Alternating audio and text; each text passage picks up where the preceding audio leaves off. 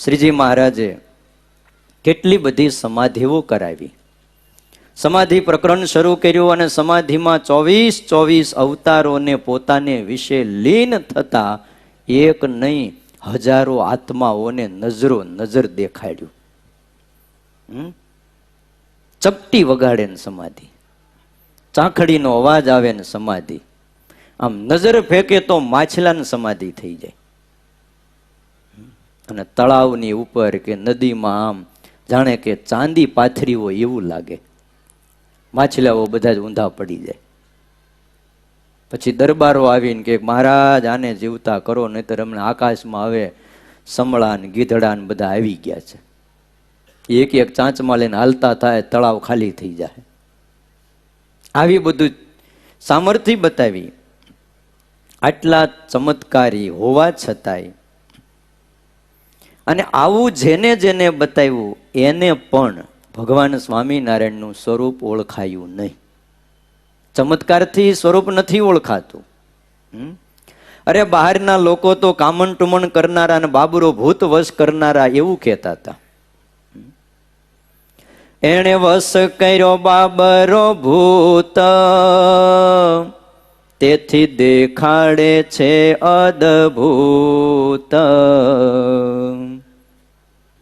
આવું કહેતા. શું કહેતા? એણે વશ કર્યો છે બાબરો ભૂત. લ્યો, મરી જાય ને તોય સમાધિ ન થાય. આમથી તેમ ટાંટિયા ઠેઠ ડોક ઉપર મૂકી દે, ન્યાથી ઊંધા વાળે આમ ઊંધો થાય ને સતો થાય. બધાય અષ્ટાંગ યોગ સાધે તોય આવી સમાધિ થાય નહીં. એ સ્વામિનારાયણ ભગવાનને ચપટી વગાડતા સમાધિ કરાવી, આવા ઐશ્વર્યો દેખાડ્યા, તોય લોકો એમ કહેતા કે એને બાબરો ભૂત વશ કર્યો છે.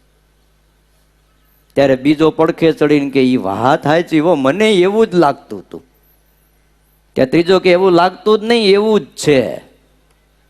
લ્યો, નકર આવો ચમત્કાર ને આવી સામર્થ્ય હોય ક્યાંથી? અને કદાચ સમજાય તોય ભેગા રહેનારા અને ભગવાનનું સ્વરૂપ સમજાય નહીં કે એ કોણ છે, અને શંકામાં રહી જાય. અને એટલે ગીતામાં કહેવું પડ્યું, સંશય આત્મા વિનશ્યતિ. સંશય કરનારો આત્મા એનો વિનાશ થાય છે. વડતાલના પહેલા વચનામૃતમાં ઉત્થાન નિશ્ચય એની વાતો આવે છે. આંબો એટલે આંબો અને લીમડો એટલે લીમડો. પછી ક્રોધ વ્યાપે, કામ વ્યાપે, લોભ વ્યાપે, કાંઈ પણ વ્યાપે. કોને વ્યાપે?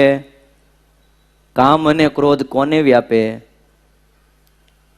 લીમડાને તો કઈ વ્યાપવાનું હોય જ નહીં. હો, એવું ન સમજતા ક્રોધ વ્યાપે, કામ વ્યાપે લીમડાને. લીમડાને નહીં, આપણને. તો પણ આ ભગવાન નથી એવું ન થાય. આ લીમડો નથી કે આ આંબો નથી એવું ગમે એટલો ક્રોધ આવ્યો હોય ને કોઈ પૂછે કે આ શું છે, તો એમ જ કે આ લીમડો છે. ગમે તે સંજોગોમાં પણ લીમડો એટલે લીમડો. લીમડો હોય અને એ સૂકો હોય તો એને લીમડો કહેવાય કે ન કહેવાય? કેમ ભાઈ? લીલો હોય તો લીમડો એવું નહીં? એ લીલો હોય તોય લીમડો, સૂકો હોય તો એની અમુક નાખી હોય તોય લીમડો, લીંબોળી ન આવે તોય લીમડો. બોલો, એ ક્યારેય લીમડો એ આંબો ન થાય અને આંબો તે ક્યારેય લીમડો ન થાય. એવી રીતે મનુષ્ય ભાવમાં પણ લીમડો ને દિવ્ય ભાવમાં પણ લીમડો. નિરુત્થાન નિશ્ચય. મનુષ્ય ભાવ હોય તોય ભગવાન અને દિવ્ય ભાવ હોય તો પણ ભગવાન છે. ઉત્થાન ન થવું જોઈએ. ગુણાતીતાનંદ સ્વામી એમની વાતોમાં એક પ્રશ્ન કર્યો કે સારામાં સારું શું અને ભૂંડામાં ભૂંડું શું?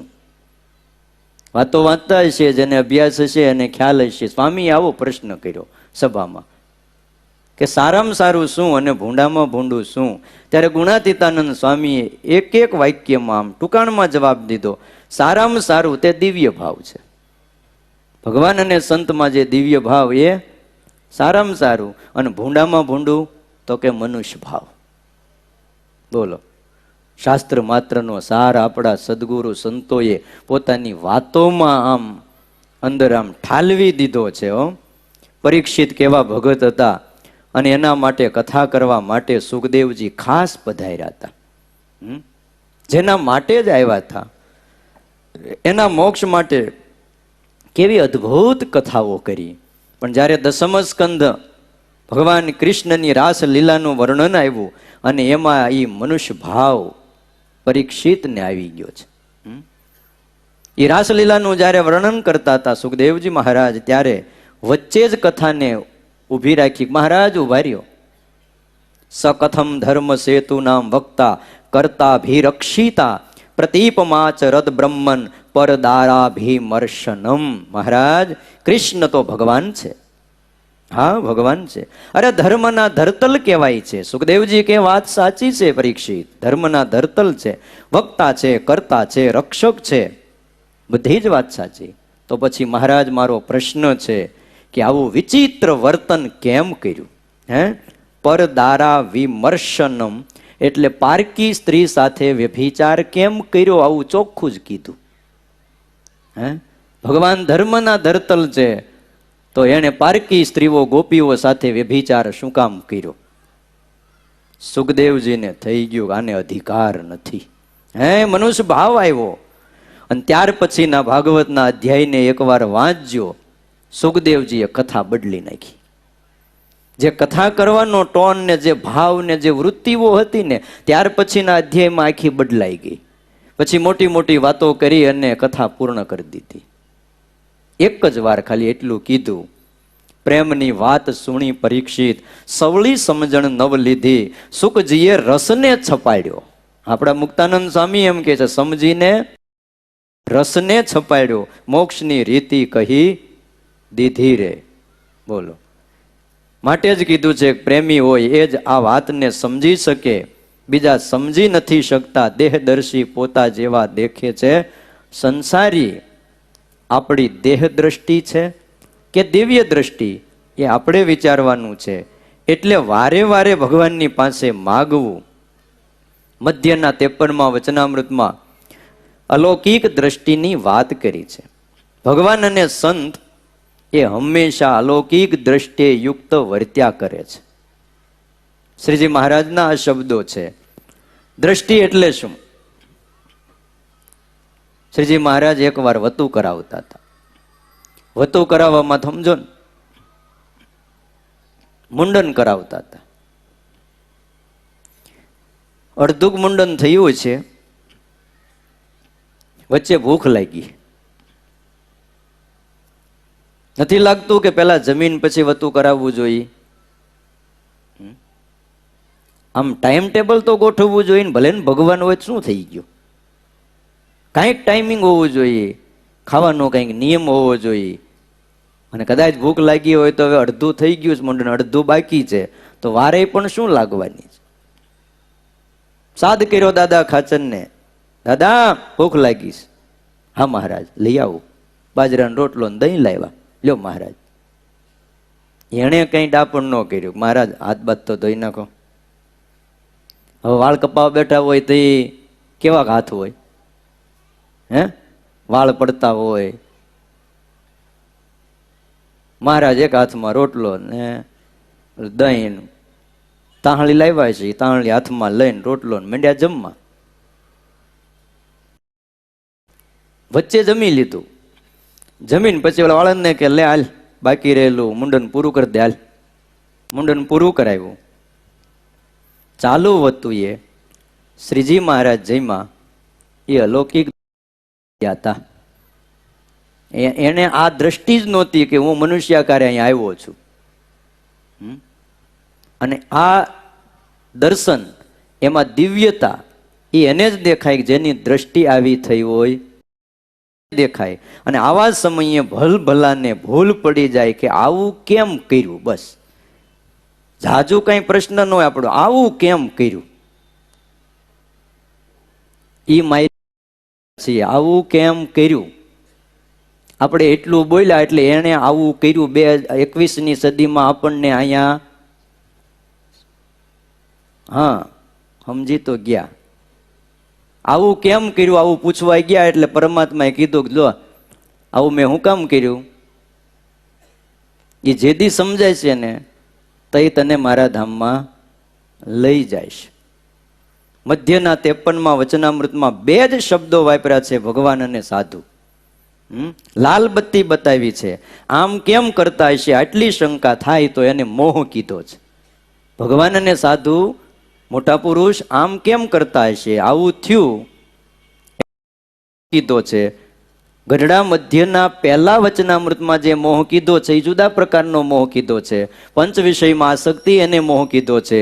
જ્યારે મધ્યના 53માં વચનામૃતમાં જે મોહ કીધો છે એ આવું કેમ કર્યું, આટલું થયું, એને શું કહેવાય?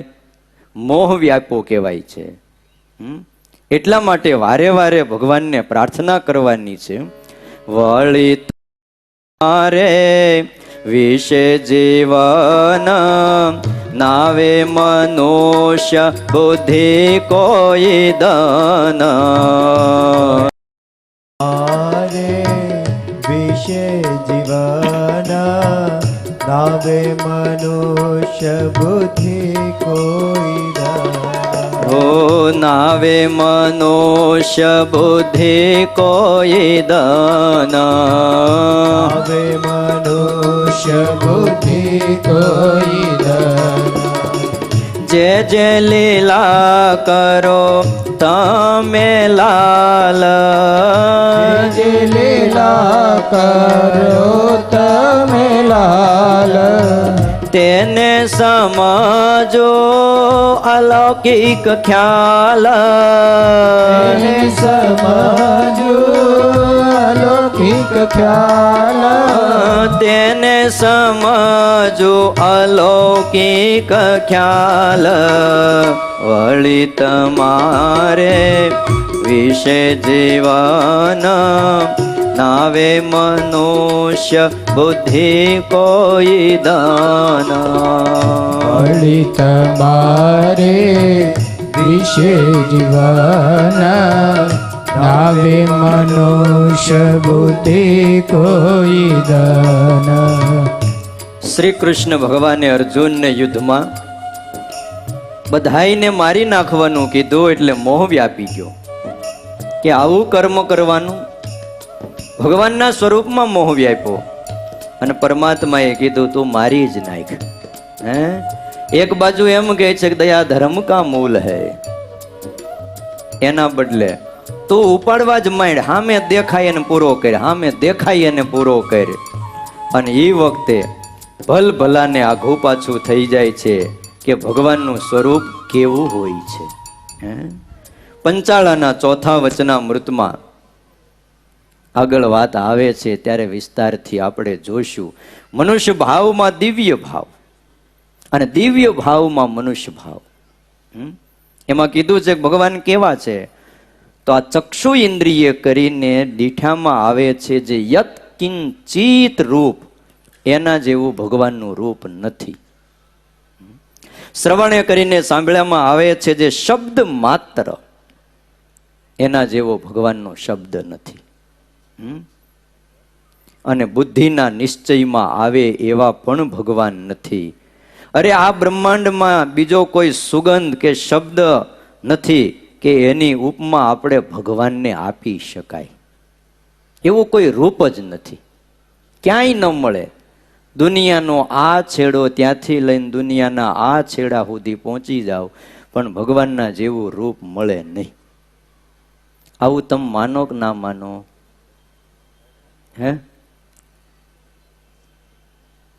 ભગવાન જેવું રૂપ કોઈનું નથી એવું આપણું મન સ્વીકારે તો આ દુનિયામાં દેખાતા જે આકાર કે જે રૂપ એમાં મોહ પામવા જેવું ખરું?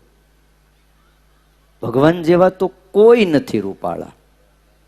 ગમે એવા લાવો, એ ચામડાના પૂતળા અને 2-5 વર્ષમાં કરચલી પડી જાય, પછી ગમે એટલી ઇસ્ત્રી મારો, પ્લાસ્ટિક સર્જરી કરાવે અમુક તો થોડી કરચલીઓ પડે ને એટલે. પણ તોય ભગવાન કે વાંધો નહીં, કરાવ્યું ને ભાંગી જ નાખીશ હું, રેવા જ નહીં દઉં. એક સમયે દુનિયામાં નામ હોય, કયો નંબર 1 આવતો હોય અને પછી કોઈ જોવા તૈયાર હોતા નથી. જ્યારે ભગવાન અને મુક્તોનો આકાર સદાય એક સરખો છે, એમાં વધઘટના ભાવ નથી. આ દુનિયામાં એવું કોઈ રૂપ નથી કે જેને ભગવાનના સ્વરૂપની સાથે ઉપમા દઈ શકાય. હા, ભગવાન તે ભગવાન છે. ભગવાન જેવો આકાર કોઈ બ્રહ્માંડમાં નથી. અરે ભગવાન સ્વામિનારાયણને કોની ઉપમા દેવી કયો? અમે ભણતા ત્યારે પંડિતજી એમ કહેતા હતા કે રામ રાવણનું યુદ્ધ એટલે રામ રાવણનું યુદ્ધ. તેથી અમને ન સમજાતું કે રામ રાવણનું યુદ્ધ કોના જેવું? તો કે રામ રાવણના યુદ્ધ જેવું. એને કોઈની ઉપમા દેવાય નહીં. સૂર્યને કોની ઉપમા દેવી? દીવા જેવા, મશાલ જેવા, કોના જેવા? આ હેલોજન જેવા. બસ સૂર્ય એટલે સૂર્ય. એમ સ્વામિનારાયણ ભગવાન એટલે સ્વામિનારાયણ ભગવાન. બસ એના જેવા તો ઈ એક જ છે. અને ઈ આપણને મળ્યા છે. આ એની કંઠી ગળામાં છે, એનું તિલક કપાળમાં છે, મુખમાં એનું નામ છે. આપણે એના છીએ. એ સ્વામિનારાયણ ભગવાનના સ્વરૂપને સમજવાના છે. એમ ભગવાનને કોની ઉપમા દેવાય? કારણ કે ભગવાન તો અમાયિક છે, પ્રકૃતિ પુરુષથી પર છે. અને પ્રકૃતિ પુરુષથી થયા જે આકાર એ સર્વે માયિક છે. અને ભગવાન છે એ દિવ્ય છે અને અમાયિક છે. આ બેયને વિશે અતિશય વિલક્ષણપણું છે. તો એને વિશે સાદૃશ્યપણું કેમ કહેવાય? આમ મહારાજે વાતો કરી છે. અરે મનુષ્ય સાથે પણ સાદૃશ્યપણું ન કહેવાય. એમ થોડું કહેવાય કે આ માણા સર્પ જેવો છે, કહેવાય? આ માણા ભેં જેવો છે, ચરકલા જેવો છે, ગધેડા જેવો છે, આવું કહેવાય? બાપ ગરમ થઈ જાય અને એનો પુત્ર હોય અને એમ કે ગધેડા જેવો છે, તો એ પોતે ગધેડો ન થયો? થયો કે નહીં? એટલે આ વિચાર પણ કરવા જેવો છે. મનુષ્ય કોઈ એને કોઈ પણ વિજાતિ ઉપમા સંભવી શકે નહીં. શ્રીજી મહારાજ એમ કહેતા હતા કે આ ભગો અને મૂળો બે પીઠવડી ગામના હતા, બે સરખા હતા. પણ જો જાજો સમય ભેગા રહી તો ઓળખાઈ જાય કે આ ભગો છે અને આ મૂળો છે. થોડી વિલક્ષણતા તો એની અંદર પણ હોય છે. મનુષ્યમાં પણ સાદૃશ્યપણું નથી. ભલે બધાય સરખા દેખાતા હોય, બીબા સરખા હોય, બધું જ હોય, બોલી સરખી લાગે, પણ સરખા નથી. તો માયિક અને અમાયિકમાં સાદૃશ્યપણું કહેતા એક સરખાપણું ક્યાંથી હોય કે જેને એની ઉપમા દઈ શકાય? આવા જે ભગવાન એ જીવોને જ્યારે દર્શન કરવાને, દર્શન આપવા માટે ઈચ્છે તો જ દર્શન થાય. અને પોતે અક્ષરધામમાં રહ્યા થકા પણ જીવને અહીંયા દર્શન દઈ શકે છે. એટલી જ એનામાં સામર્થ્ય છે. અને એ ભગવાન મનુષ્ય જેવા થાય છે ત્યારે મનુષ્યના જેવી જ ક્રિયા કરે છે વિલક્ષણ. પણ જ્યારે જે રોલ ભજવે એટલે એ આબેહૂબ ભજવે. કોઈને એમાં ન દેખાય કે આ મનુષ્ય નથી, મનુષ્ય જ લાગે, પણ છતાંય મનુષ્ય નથી. કેવી રીતે? મહારાજ કે સતયુગ હોય ત્યારે મનુષ્યની લાખ વર્ષની આવરદા હોય છે. ત્યારે ભગવાન પણ એટલી લાંબી આવરદા લઈને આવે. હા હા, 1 લાખ વર્ષ ધરતી ઉપર રહીને તોય માણસ નિશ્ચય નથી થતો. આ કઠણાઈ તો જુઓ, કેટલા વર્ષ? 1 લાખ. અને મનોવાંછિત પાછા ભોગને ભોગવે. એવી રીતે ભગવાન પણ એટલા જ લાખ વર્ષ આ ધરતી ઉપર રહે અને મનોવાંછિત ભોગને ભોગવે. ત્રેતાયુગ આવે ત્યારે 10,000 વર્ષની આવરદા હોય. ત્યારે ભગવાન પણ એટલું જ જીવે. અને મનુષ્યમાં 10,000 હાથીનું બળ હોય. બોલો, એક માણામાં કેટલું બળ? 10,000 હાથીનું. ત્રેતાયુગમાં ખબર નહીં, ત્યારે કઈક પાણા ઉપાડવાના છે. સતયુગમાં બધાને ભજન કરવાનું હતું એટલે એટલું બધું બળ ન દીધું. પણ ત્રેતાયુગમાં લાગે છે મોટા મોટા ડુંગરા ને પહાડો ને બધું ખોદકામ કરવાનું હશે કે દ્વાપરમાં શાંતિ રહી. પછી 10,000 હાથીનું બળ. તે ભગવાન પણ એટલું જ બળ લઈને આવે. અને 10,000 વર્ષ પાછા આ ધરતી ઉપર જીવે. અને કળિયુગમાં કળી પ્રમાણે હોય આયુષ્ય અને બળ. જેમ બાળક ગર્ભમાં આવે, ગર્ભ વૃદ્ધિ પામે, જન્મે, બાળ યૌવન વૃદ્ધ અવસ્થા થાય છે, મૃત્યુ થાય છે, ભગવાન પણ આવી જ બધી જ ચેષ્ટા કરે છે. માં ભક્તિના ઉદરમાં આવ્યા હતા 1837ની સાલમાં. ધીમે ધીમે માં ભક્તિનો ગર્ભ વૃદ્ધિ પામ્યો તો એ કથા પણ આવે છે. અને એમનો ગર્ભ જ્યારે વૃદ્ધિ પામ્યો ત્યારે એમાંથી અપાર તેજ નીકળ્યું. અને એ તેજના દર્શન કરવા માટે તેથી છપૈયાની નારીઓ દોડતી આવી હતી અને એમ કહેતી હતી કે આપણે ગર્ભવતી નારી તો ઘણી જોઈ છે, પણ આ બાલા કહેતા ભક્તિ એ તો કંઈક અલૌકિક છે. ગર્ભ વૃદ્ધિ પામતો દેખાયો, જન્મ થયો એ પણ હવને દેખાયું, બાળક થયા, યુવાન થયા, મૃત્યુ પણ પામ્યા. લક્ષ્મીવાડીમાં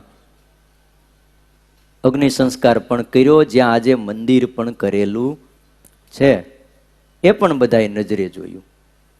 જેમ મનુષ્યની અંદર 28 ભાવ હોય છે. કેટલા? 28 ભાવ જે વચનામૃતમાં લખ્યા છે. એ 28 ભાવ ભગવાન એક સાથે પોતામાં દેખાડે. મનુષ્યમાં તો એક હારે કદાચ હોય કે ન હોય, કોકમાં કોક ભાવ ઓછો પણ હોય. કયા 28 ભાવ? એક કામ, બીજો ક્રોધ, લોભ, સ્વાદ, માન, સ્નેહ, મદ, મત્સર, ઈર્ષા, રાગ, મોહ, સુખ, દુઃખ, ભય, નિર્ભયતા, સુરતા, કાયરતા, ભૂખ, તરસ, આશા, તૃષ્ણા, નિંદ્રા, પક્ષપાત, પારકું, પોતાનું, ત્યાગ અને વૈરાગ. આ 28 છે. ઘરે ગયા પછી ગણી લેજો. પંચાળાના ચોથામાં 28 ભાવ ભગવાન પોતામાં દેખાડે છે. ઇત્યાદિક સ્વભાવ, એવા જ સર્વે સ્વભાવ જ્યારે ભગવાન મનુષ્ય દેહ ધારે છે ત્યારે પોતાને વિશે જણાય છે. શાસ્ત્રમાં ભગવાનનું સ્વરૂપ, મનુષ્ય સ્વરૂપ અને દિવ્ય સ્વરૂપ, આ બેયનું મહારાજ કે વર્ણન કર્યું છે. એ બેય રૂપનું યથાર્થ જેણે શ્રવણ કર્યું હોય અને શ્રવણ કર્યા પછી જેને દ્રઢ નિશ્ચય કર્યો હોય એને કોઈ રીતે સંશય ન થાય. બેય પાસાને જાણવા પડે છે. કઈ રીતે ભગવાનને આપણે સમજવાના હતા કયો? કઈ ફૂટપટ્ટીથી ભગવાનને માપીએ? કારણ 12 ઇંચની ફૂટપટ્ટી એમાં કામ આવે એમ નથી. ફૂટપટ્ટી કેવડીક મોટી હોય? 12 ઇંચની. હા, એ ભગવાનને માપવામાં કામ આવતી નથી. જે અવતારો થયા છે એ પણ મનુષ્યની રીતે જ વર્ત્યા છે, પણ એમાં દિવ્યતા સમજવાની છે. શ્રીજી મહારાજ એમ બોલ્યા છે, કુંતાજીએ સૂર્યની ઉપાસના કરી હતી. સૂર્યનો મંત્ર એકવાર બોલ્યા, દુર્વાસાએ આપેલો મંત્ર હતો અખતરો કરવા માટે. એ મંત્રનો ઉચ્ચાર કર્યો અને ઉચ્ચાર કરતાની સાથે આકાશમાંથી સૂર્ય નારાયણ નીચે આવ્યા. સૂર્ય કુંતાજીની ત્યારે કર્ણરૂપ ગર્ભ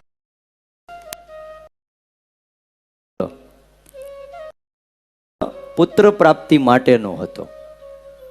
કુંતાજીના લગ્ન નહોતા થયા અને અખતરો કરવાઈ ગયા. સૂર્યનારાયણ તો આવી ગયા આકાશમાંથી, મનુષ્ય જેવા થઈને આવ્યા હતા. એટલે સૂર્ય જ્યારે કુંતાજી પાસે આવ્યા ત્યારે આકાશમાં શું નહોતા? હતા. આકાશમાં ક્યાંય અંધારું નહોતું થઈ ગયું.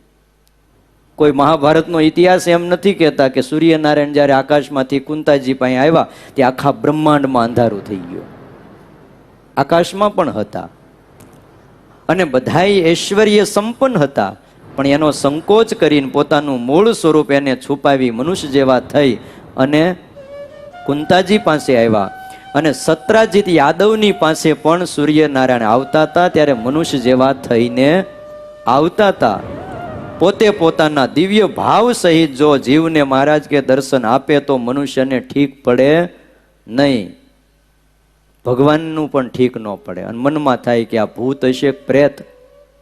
બોલો, ક્યાં ભગવાન ને આપણી ભાવના કેવી જોત કરા. આમ મંડે તેજ નીકળવાના ભડકા થવા શું થાય આપણને? હા, આઘા જઈને પાછી વાતો કરી. મને ખબર હતી, હું એક દી નીકળ્યો ને ત્યાં કાંઈક હલતું હતું ડાળું, ઝાડવાની ડાળી હલતી હતી. એટલે મને ત્યારથી શંકા હતી ને આજ ભડકો જોયો એટલે નક્કી ભૂત જ છે એમ. બોલો, ભગવાનને શું માની બે? ભૂત માની બે. વરણી વેશે મહારાજે એકવાર મૂળીમાં એક ખેતરમાં દર્શન દીધા હતા ખેડૂને. ઝાડ નીચે બેઠેલા વરણી વેશે અને પોતાની મૂર્તિમાંથી માંડ્યું તેજ નીકળવા અને ચારેય બાજુ વ્યાપ્યું. એ ઝાડ આંબલીનું ઝાડ હતું અને એ ખેડૂત જે ભાગ્યો છે, હા હા હા, તાવ ચડી ગયો. બોલો, એ કે કંઈક થાય છો મારા ખેતરમાં, અને બે ત્રણ દી ખેતર નો ગયો. બોલો, તેજ દેખાડ્યું, શું થયું? ભૂત હશે કે પ્રેત હશે, આવું થાય. અર્જુનને વિશ્વરૂપ બતાવ્યું તો અર્જુન થાકી ગયો, હાથ જોડી દીધા, તમે આ સ્વરૂપને હંકેલી જ લ્યો, આમાં નહીં મજા આવે. ભગવાન મનુષ્ય જેવા થઈને દર્શન આપે, પોતે પોતાના ધામમાં પણ રહે છે, ત્યાં ધામ ખાલી કરીને નથી આવતા. અને મનુષ્યને દર્શનમાં સ્પર્શમાં 9 પ્રકારની ભક્તિ કર્યામાં હવને આનંદ આવે અને એમાં આપણને હેતને સુવાણ થાય. કારણ કે પશુને પશુમાં હેત થાય, પક્ષીને પક્ષીમાં હેત થાય, સજાતિમાં સજાતિને હેત થાય છે. હું કળિયુગની વાત નથી કરતો, સજાતિને સજાતિમાં હેત થાય છે, વિજાતિમાં થતું નથી. ભગવાન પોતાનું દિવ્ય રૂપ છે અને સંકોચ કરીને આવે છે અને આપણા જેવા થાય છે. આવી રીતે મહારાજ કે ભગવાનને જાણવાના છે. કોઈ પુરુષ હોય અને શ્લોક શીખીને આવે કે કીર્તન શીખીને આવે અને પછી તમે એને પૂછો કે તને શ્લોક કે કીર્તન આવડ્યું, ત્યારે એ હા પાડે, કંઠથી મુખપાઠ બધું કઈ દેખાડે. પણ થોડાક દિવસ પછી આપણે એને પૂછીએ ભાઈ તને ઓલો કીર્તન યાદ છે? તો કે ના ના, હવે કઈ કીર્તન આવડતું નથી. ત્યારે એને જે વખતે કીર્તન ગોખ્યું હતું ત્યારે જ એટલું એને આવડ્યું નહોતું. એનો અભ્યાસ કરીને જીવમાં એ શ્લોક કે કીર્તન ચોંટાડ્યું નહોતું. એમ શ્રવણ મનન કરી અને જીવમાં દ્રઢ નિશ્ચય કર્યો હોય એને ક્યારેય નિશ્ચય બદલાતો નથી. એમ મહારાજે પંચાળા તો ખૂબ કરી છે. મનુષ્ય ભાવ ન આવે. ગરડા મધ્યના 10મા વચનામૃતમાં મહારાજે એમ કીધું કે જ્યારે ભગવાન મનુષ્ય જેવા પ્રાકૃત ચરિત્ર કરે તો પણ એને વિશે જે દિવ્યપણું જ જણાય અને કોઈ રીતે એ ચરિત્રમાં અભાવ આવે નહીં. એવી જેની બુદ્ધિ હોય એને પરમેશ્વરની ભક્તિ કહીએ. ભક્તિની વ્યાખ્યા જુઓ કેટલા પ્રકારે કરી. કોઈ પણ મનુષ્ય ચરિત્ર કરે છતાં એમાં દિવ્યપણું રહે તો એને પરમેશ્વરની શું કહેવાય? ભક્તિ કહેવાય છે. આવી ભક્તિ પ્રાપ્ત કરવાની છે અને એવી ભક્તિ જે કરે એને જ ભગત કહેવાય. એટલે આ જ ખબર પડી. આપણને ઘણા સમયથી કહે છે ને ભગત બધાય, હે? આવી ભક્તિ કરે એને કહેવાય ભગત. અને શ્લોકમાં કહ્યું જે ફળ એ પણ એવા ભક્તને થાય છે. અને ભગવાનના પ્રાકૃત ચરિત્રમાં પણ અખંડ દિવ્ય ભાવવાળા ભક્તો રાખવાનો છે અને એ અઘરામાં અઘરું છે. પ્રત્યક્ષ ભગવાનની મૂર્તિ અને માયિક આકાર એ બેયને વિશે બહુ ફેર છે. આખી વસ્તુ જ જુદી છે. પ્રત્યક્ષ ભગવાનની મૂર્તિ અને દુનિયામાં દેખાતા માયિક આકારો. મુનિ બાવા છે ને એ સુરતના વેદાંતી હતા, સંન્યાસી હતા. આપણે સુરતમાં રહીએ એટલે મુનિ બાવાને તો યાદ કરવા જ જોઈએ. હા, બ્રહ્માનંદ સ્વામી એમની પાસે સંસ્કૃતનો અભ્યાસ કરતા હતા, ભણવા ગયેલા. મુનિ બાવાએ એક સાધુ જાણી અને એમને ભણાવ્યા. બ્રહ્માનંદ સ્વામીએ વેશ બદલેલો, સંન્યાસી જેવો વેશ લીધેલો. ખબર પડે કે આ સ્વામિનારાયણના સાધુ છે તો મુનિ બાવા આશ્રમમાં જ ન કરવા દે. આટલું સ્વામિનારાયણ પ્રત્યે મુનિ બાવાને આમ મનમાં એક આંટી બંધાઈ ગયેલી, સાધુ સંન્યાસી વૈરાગીઓના શબ્દો દ્વારા. એટલે બ્રહ્માનંદ સ્વામીને ખબર કે જો આ સ્વામિનારાયણનો સાધુ થઈને જાઓ તો મને એક એકડોય ભણાવે નહીં. એટલે પાછળથી પાટલી કાઢી નાખીને એને સીધી લંગોટ વીટી દીધી. તિલક ચાંદલો નહીં, ચોટી કાપી નાખી. અને આવ્યા મુનિ બાબાના આશ્રમમાં. प्रणाम मुनि बाबा जी, प्रणाम, जय नारायण, आओ आओ, कहां से आ रहे हो? ऐसे तो हिमालय से आ रहा हूं, बहुत देश प्रदेश फिरा, लेकिन गुजरात जैसी कोई भूमि नहीं, बस आ भूमि में हवे રહેવાનું મન છે. તમારું નામ સાંભળ્યું એટલે અહીંયા આવ્યો છું. તમારું નામ આનંદ સરસ્વતી. હા, નામ બદલ્યું. સંન્યાસી લાગો છો? હા, સંન્યાસી છું. સંસ્કૃતનો અભ્યાસ કરવો છે, આવો. અને અભ્યાસ કરાવ્યો. ભણતા ભણતા એકવાર મુનિ બાબા ભણાવે ને બીજે દી, ભાઈ આ તો શતાવધાન પુરુષો, બધું જ કંઠસ્થ હોય. મુનિ બાબા આંખો ફાડીને જોઈ રહ્યા કે આવો પુરુષ મારી આ 100 વર્ષની ઉંમરમાં મેં જોયો નથી. મુનિ બાબા બહુ લાંબુ જીવા, 120 વર્ષ જેણે દેહ રાખ્યો છે. મોટી ઉંમર હતી, આવો પુરુષ નથી જોયો, બહુ હેત થયું. પછી ધીમે ધીમે ધીમે ધીમે બ્રહ્માનંદ સ્વામીએ ભગવાન સ્વામિનારાયણની વાતો માંડી કરવા, અને એવી વાતો કરી. મુનિ બાબા નિરાકાર બ્રહ્મને માનતા હતા, એને સાકાર બ્રહ્મની ઉપાસના કરાવી દીધી. અને કીધું, મુનિ બાબા, ગુરુદેવ, તમે જે નિરાકાર બ્રહ્મની વાતો કરો છો ને બાકી હું સાકાર બ્રહ્મની હારે રહેલો છું. શું વાત કરશો? તો કા તુને કહા દેખા સાકાર બ્રહ્મ? અરે मैंने देखा गढ़पुर में लिंब तरु के नीचे देखा. એટલે वो स्वामीनारायण की बात करता है? तो हाँ, वही स्वामीनारायण की बात करता हूँ. એ હું સ્વામિનારાયણ નો સાધુ છું. પછી તો એ જ થઈ ગયું તું, પછી વાંધો નહીં. અને એવી વાતો કરી. અને મુનિ બાવાને સાધુ કરવાની તૈયારી સાથે લઈને આવ્યા હતા. બોલો, કે આવે એટલે સ્વામિનારાયણના સાધુ કરી દેવા મુનિ બાવાને. સુરતના ભગવાન હતા. હાલો, આવ્યા ગઢડા. પણ મહારાજે કોઈ ઐશ્વર્ય ન બતાવ્યું તે દી. હા, અને સાવ સામાન્ય મનુષ્ય જેવા બરાબર જ્યારે આવ્યા ને દાદાના દરબારમાં, એ વખતે હમણાં વાત કરીને મહારાજ વતું કરાવતા હતા. અને વતું કરાવતા કરાવતા જઈમાં મુનિ બાવાએ નજરો નજર આ દ્રશ્ય જોયું, પગ ભારે થઈ ગયા. આ હા હા હા, એ બ્રહ્માનંદ, તારા સ્વામિનારાયણ ક્યાં છે? તે કે બસ જો સામે વતું કરાવે ને એ સ્વામિનારાયણ. જેને ખાવાની ખબર નથી એને આવો બુદ્ધિશાળી બ્રહ્માનંદ ભગવાન માને? હાલ બ્રહ્માનંદ, અત્યારે ને અત્યારે મને સુરત મૂકી જા. બ્રહ્માનંદ સ્વામીને થયું કે હા હા હા હા, પણ અત્યારે આ મહારાજે બ્રહ્માનંદ સ્વામી તો મહારાજ પાસે મુનિ બાવા આમ બહાર નીકળવા જાય. મહારાજ પાસે આવીને કે મહારાજ, પણ તમે અત્યારે આ લીલા ન કરી હોત તો?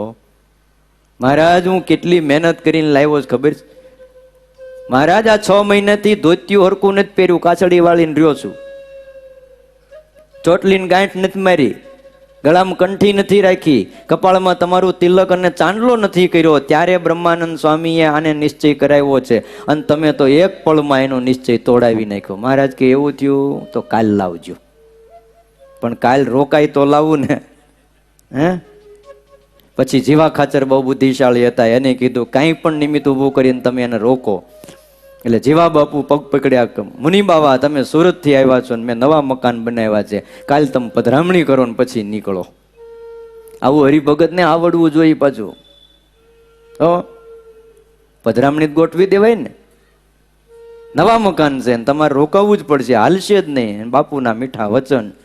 મુનિ બાવાએ હા પાડી, હારું તો હું કાલ જઈશ. જીવા ખાચર એના ઘરે રાખ્યા. બીજે દી બ્રહ્માનંદ સ્વામી કે હાલો હવે આપણે નીકળીએ. મુનિ બાવા તૈયાર થયા. નીકળતા નીકળતા કીધું હાલો ને એકવાર સ્વામિનારાયણ ભગવાનના દર્શન કરતા જાય. નહીં, મારે એના દર્શન કરવા નથી. હા, તારા એ સાકાર બ્રહ્મને તારી પાસે રાખ, મારા નિર્ગુણ બ્રહ્મ બરાબર છે. બ્રહ્માનંદ સ્વામી કે એકવાર મળતા જ જાય. પણ એ મળવાના બાને આવ્યા. અને એ વખતે શ્રીજી મહારાજ આમ વાસુદેવ નારાયણના ઓરડા ત્યાંથી આમ દાદર છે હેઠે ઓટો હેઠે ઉતરતા હતા. ત્યાં લીંબ તરુની નીચે ઢોલિયો પાથરો હતો, એના ઉપર ઓછાડ હતો, અને મૂળજી બ્રહ્મચારી કોઈ પાર્ષદ મોટો તકિયો લઈને ત્યાંથી આમ ઉતર્યા એટલે મહારાજ કે તકિયો લાવો. મોટા મોટા તકિયા આવે એ લઈને મહારાજે આંગળી ઉપર મૂકી અને ગોળ ગોળ ફેરવ્યો અને ગોળ ગોળ ફેરવીને જ્યાં ઘા કર્યો લીંબ તરુ નીચે ઢોલિયા ઉપર એની જગ્યાએ ગોઠવાઈ ગયો. ઓછાળમાં કડચલી પણ ન પડી. અને ચતુર્ભુજ રૂપે ત્યારે શ્રીજી મહારાજે દર્શન દીધા. મુનિ બાવા જોઈ રહ્યા કે આ કોણ? અને દોડીને પગમાં પડ્યા. મહારાજ ભૂલ થઈ જાત અને વર્તમાન લીધા. હે દિવ્ય ભાવ બતાવે ને ત્યારે તો મજા આવી જાય. પણ ગોટાળા બધા મનુષ્ય ભાવમાં થાય છે. શેમાં થાય? મનુષ્ય ભાવમાં થાય. એ ગોટાળો ન થાય ને એટલે આ ગુણાતીત સત્સંગ શિબિર છે. હા, એ એક શિબિરે નીકળે, બે નીકળે, હાથે નીકળે, પછી એ ગુણાતીત સત્સંગ શિબિરમાં બધા ગોટાળા કાઢવાના છે. મનુષ્ય ભાવમાં પણ ક્યારેય મનુષ્યપણાની બુદ્ધિ ન આવે. શ્રીજી મહારાજે એકવાર લોયામાં શાકોત્સવ કર્યો હતો ને એમ કહેવાય છે કે 12 મણ ઘીનો વઘાર મૂકેલો અને પંડે પોતે શાક હલાવતા હતા ને એ વખતે ગામ બુવાના કાનદાસ પટેલ ત્યાં આવ્યા. 150 માણસનો સંઘ લઈને આવેલા. કાશીદાસ વગેરે સાથે હતા ને એ બધા માંડ્યા દંડવટ કરવા. શ્રીજી મહારાજ શાક હલાવતા હતા એટલે કાનદાસ ઉભા રહ્યા. હવે શાકમાં બધા મસાલા નાખતા હતા. હળદરના મુઠ્ઠા ભરી ભરીને શાકમાં નાખે. પરસેવે રેબ જેબ શરીર હતું અને શરીરે શ્યામ હતા. નાસિકા ઉપર શીળીના સાંઠા હતા અને ચારે બાજુથી આમ ધૂળ ઉડેલી અને હળદરવાળા હાથ બધા પાછા વસ્ત્રો એ લૂછતા જાય એટલે ધોતિયું ને ખેસ ને આ બધું જ પીળું થઈ ગયું હતું. અને એમાં નાસિકામાંથી પાણી પડતું હતું. કારણ કે ઓલો તાપ બહુ લાગે ને. 12 મણ ઘીનો વઘાર મૂકીને એમાં 60 મણ ઢીંગણા નાખ્યા હતા અને એ પાછા કડબના પૂળા લઈને હલાવે. હો હા, અને એ પરસેવે રેબ જેબ શરીર ને આ બધું જોયું. ઓલો તો દંડવટ કરે કાશીદાસ અને કાનદાસ ઉભા રહ્યા કે આ શું? પછી કાનદાસે કીધું કાશીદાસને, તમે કોને પગે લાગ્યા? તો કે આ સામે ઉભા ને શાકના તપેલા પાસે આ શાક હલાવે છે કે નહીં? તો કે એ સ્વામિનારાયણ ભગવાન. ત્યારે કાનદાસ એવું બોલ્યા હતા કે આ કોળીના વર જેવાને ભગવાન કહેવાય? બોલો હું બોલ્યા? આ કોળીના વર જેવાને ભગવાન કહેવાય? પાછા ચાલતા થઈ ગયા. અને જેવા પાછા ગયા એટલે શ્રીજી મહારાજે પડખે મુક્તાનંદ સ્વામી થોડેક દૂર બેઠેલા કીધું, સ્વામી ગંગાજીના કાંઠેથી કોઈ તરસ્યો જાય તો એને કેવો કેવો? એટલે સ્વામી કે મહારાજ એ તો મૂર્ખ કહેવાય. જ્યાં કાનદાસે ફરીને હામું જોયું અને જ્યાં ફરીને હામું જોવે ત્યાં તો હાથમાં સુદર્શન ચક્ર રત્ન જડિત બાજોટ અને અદ્ભુત પિતાંબર પહેરેલું માથા ઉપર મુંગટ અને મૂર્તિમાંથી અપાર તેજ નીકળે આવું દિવ્ય દર્શન થયું. દોડીને પગ પકડેલા, મહારાજ મારી ભૂલ થઈ ગઈ, કયો મારો અપરાધ માફ કરો, મહારાજ મારો અપરાધ માફ કરો. ભગવાન મનુષ્ય જેવા લાગે છે પણ મનુષ્ય નથી. ભગવાન વિના બીજા આકાર એ માયિક છે. આપણે ઓરડાના પદ બોલી છીએ, રોજ પ્રાર્થના કરી છીએ, મુજ વિના જાણજો રે બીજા માયિક સૌ આકાર. મહારાજે આપણને કીધું છે કે મારા વિના તમે એવું જાણજો, બીજા બધા જ આકાર માયિક છે. આપણને દિવ્ય ભાવમાં મનુષ્ય ભાવ ઘણીવાર આવી જતો હોય છે. ગઢાળીના આંબા શેઠ, કોણ એને નથી જાણતા? એની કથા પણ હવ જાણે છે. એલચી વાળું દાંતણ સવારમાં 3 વાગ્યે પોતે ઉઠતા અને 4 વાગ્યાના ટકોરે ગઢપુરમાં દાદા ખાચરના દરબારમાં એનો પગ હોય. 1 દિવસ નહીં, 1 મહિનો નહીં, 1 વર્ષ નહીં, ઘણા વર્ષો સુધી ગઢાળીથી હાલીને આવે. ગઢાળીથી ગઢડું કેટલું થાય? 3 ગાવ થાય. હાલીને આવે, સવારમાં વહેલા ઉઠે અને ન્યાલકરણ મંત્રનો જાપ કરે. મહારાજે પૂછ્યું કે આ કોનું નામ? મહારાજ તમે મને ન્યાલ કરી દીધો એટલે મેં તમારું નામ પાડ્યું છે ન્યાલકરણ. બોલો ન્યાલકરણ ભગવાનની. કેમ તમને મને ન્યાલ નથી કર્યા? તો કેમ ધીમી જઈ બોલ્યા? બોલો ન્યાલકરણ ભગવાનની. અરે ન્યાલ કરી દીધા. એટલે ન્યાલકરણ કરે. પણ એકવાર શ્રીજી મહારાજે મનુષ્ય ચરિત્ર કર્યું. હા, શું મનુષ્ય ચરિત્ર? અદીબાના ખંભે હાથ મૂક્યો. મહારાજ દાદા ખાચરના દરબારગઢમાં એ વાસુદેવ નારાયણના ઓરડાની ઊંચી ઓસરી ત્યાંથી નીચે ઉતરતા હતા. પંચાળાના ઝીણાભાઈના બેન અદીબા એ સાંખ્યોગ પાળતા હતા, ફળિયું વાળતા હતા, લાજ કાઢેલી. મહારાજ નીચે ઉતરતા હતા. અદીબાને મનમાં સંકલ્પ હતો કે એકવાર મહારાજ મારા ખંભે હાથ મૂકે, એકવાર મહારાજનો સ્પર્શ થાય. શ્રીજી મહારાજે આમ હેઠા ઉતરતા હતા, અદીબાના ખંભે હાથ મૂકીને હેઠા ઉતર્યા. અને એલચી વાળું દાંતણ હાથમાં હતું આમ. અને આંબા શેઠે હવારના પોરમાં જોયું. એટલે ઘડીક આંખો ચોળીને જોયું, ભ્રમતો નથી જ. આ હા હા, આવું જેને આપણે ભગવાન કહીએ અને એ બીજી પારકી બાઈના ખંભે હાથ મૂકે, આમાં કંઈક કાળું છે. વૈયા ગયા. 1 વર્ષ સુધી ન આવ્યા. કેટલા વર્ષ? 1 વર્ષ સુધી.